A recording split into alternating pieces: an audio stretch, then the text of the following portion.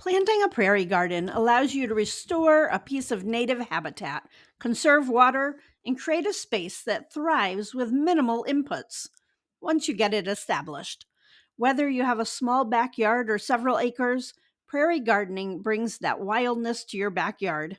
It will support pollinators, birds, beneficial insects for your vegetables, frogs, and even rabbits.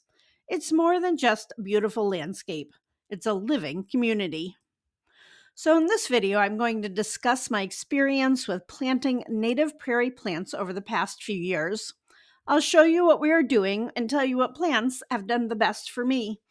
I volunteered in a local prairie restoration project, which has helped me recognize plants that weren't so abundant on my Kentucky farm. So this is my son's first house up here in Wisconsin. We planted 2 sections of prairie plants in the front yard. In a minute, I'll show you the process, but let me say it's been fabulous experiencing the abundance of butterflies and bees that have appeared.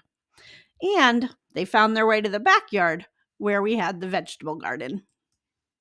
Hi, I'm Amy. Welcome to my channel where I talk about organic gardening and wildlife conservation. I just released my 2026 garden planner and logbook. It's on Amazon in paperback and on the website as a PDF. This is a logbook to keep track of your garden and to help you be more productive.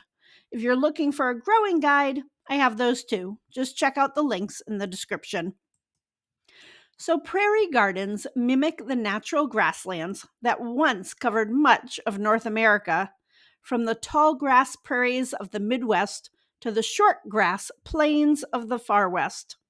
For the most part, prairies lack trees, and these plants need full sun. As part of our prairie garden plan, we wanted to remove the grass. Grass is a pain. It needs mowing, and most commercial grass is made to look pretty, not help the ecosystem. So we rented a manual sod cutter, which I think was about $30 for the whole day. And I will say it took some practice to get it right. After removing the sod, and when I say we, I mean my son, tilled and added compost. I'm so lucky because I can get the local Purple Cow compost in bulk, but they are now selling it on Amazon as well. It's great stuff. I'll put links below. Prairie plants are not heavy feeders, but the compost adds nutrients and, more importantly, it adds microbes and life to the soil. So many urban soils are very depleted. Here is another reason to add compost. You want good drainage. This graphic from the Conservation Research Institute shows how deep the roots go for many of our favorite native species. Once established, your native plants need very little care. Those deep roots are made to be drought tolerant and bring up nutrients from the subsoil. So for the first planting, we purchased plugs from a local prairie nursery. Look for local nonprofits that are selling prairie garden plants very inexpensively to support biodiversity in the community. Also, I just want to say, you shouldn't lay out all the plugs in the sun. It happened that this day was cloudy and drizzling, and my daughter-in-law wanted to make sure the spacing was right. I am a bit more laissez-faire on spacing, but make sure you give them plenty of room. Air circulation is important. Once you get your spacing, get your plants in the ground. So we did use landscaping fabric to stop weeds and grass from growing back. Tilling can expose weed seeds, and you don't want the grass to outcompete your seedlings. We did purchase mulch. We had gotten on the list for free mulch from the electric company that is gleaned from when they trim the trees, but it turns out that list is very long and we had to wait quite a while. After planting, I watered them in well. Once established, a prairie garden needs little watering or fertilizer or pest control. I did give our plants a glug of fish emulsion because I think it's fabulous for reducing transplant shock and helping seedlings get off to a good start. If you are looking for a plan that will do well in zones 5 and 6, I have two great resources.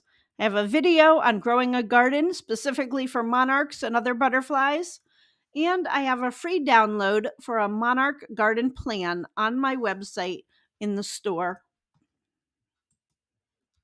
So this year, we are in a new house with more garden space. Yay! And I'm doing more seeding of natives. Here are some of my favorites. Coneflower or Ignatia seeds need light to germinate, so just press them down gently to make contact with the soil. Don't cover them. They're pretty easy to grow indoors. Mist seeds and young plants. Don't overhead water as they just don't like it. Transplant when they have several sets of true leaves.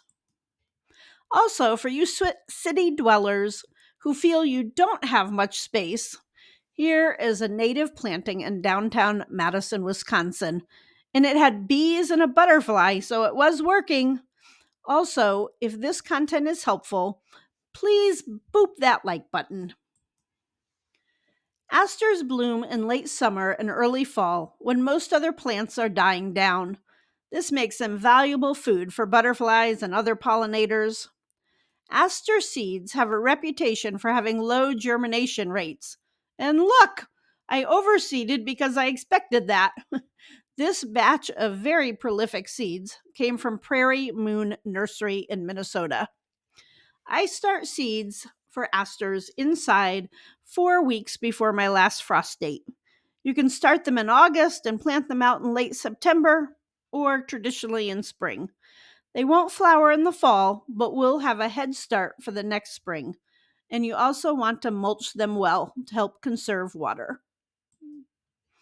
Milkweed is queen, and the monarch caterpillars love the leaves.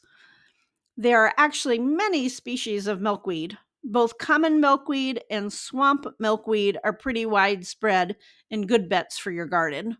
Milkweed is very adaptable.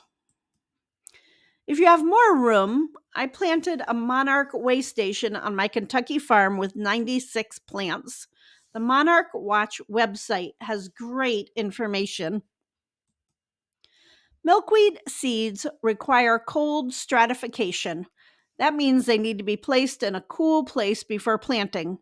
So you can either seed them in the late fall, when Mother Nature will naturally give them a chill time, or place them in the refrigerator for 30 days before seeding. I'm thinking of doing a video on stratification. Let me know in the comments if that interests you. After you chill them, you can seed the seeds indoors or sow outside.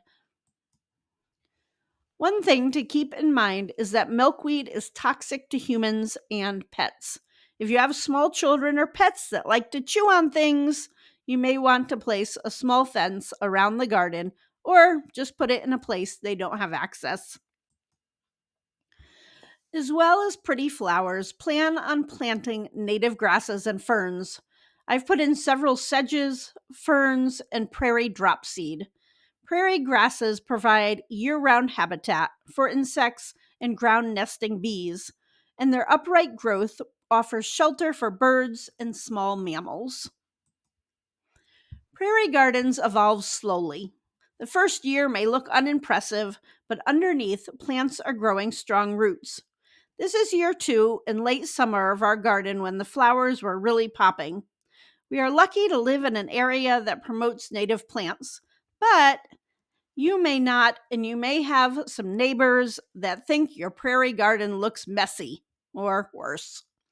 An educational sign, which the Monarch Way Station folks sell, can help communicate your purpose and make your garden look intentional. Resist the urge to tidy everything up in fall. Hollow stems and seed heads provide winter shelter and food for birds and beneficial insects. You can add some rocks or logs in your prairie garden to provide wildlife shelter. Toads are great garden friends because they eat many pest bugs. You can even buy them a toad abode. I have a video on creating a toad-friendly habitat. No herbicides. They will kill the very insects you want to attract. Organics is the way to go. Native plants are pretty hardy. If you do have a fungal issue, which some fungal things are common, use neem oil to control it.